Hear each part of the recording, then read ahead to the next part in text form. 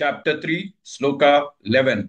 Devan bhavayatanena, Devan bhavayatanena, Devan bhavayatanena, Te deva bhavayantu vah, Te deva bhavayantu vah, Te deva bhavayantu vah, Devan bhavayatanena, Te deva bhavayantu vah, देवान् भावयतानेन ते देवा भावयन्तु वः देवान् भावयतानेन ते देवा भावयन्तु वः देवान् भावयतानेन ते देवा भावयन्तु वः देवान् भावयतानेन ते देवा भावयन्तु वः परस्परं भावयन्तः परस्परं भावयन्तः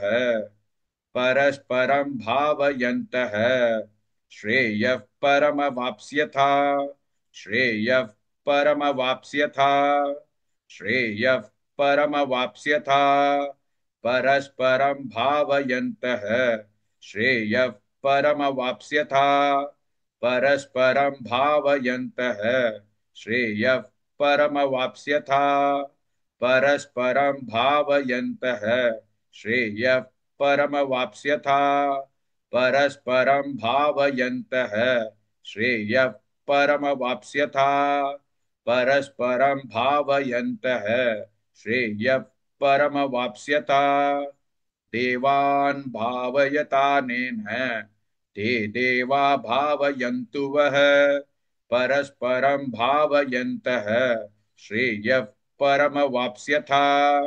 Please like and share this video because you could be instrumental in helping someone around the world recite the Srimad Bhagavad Gita, thereby helping them to have a life of unending opulence, victory and prosperity.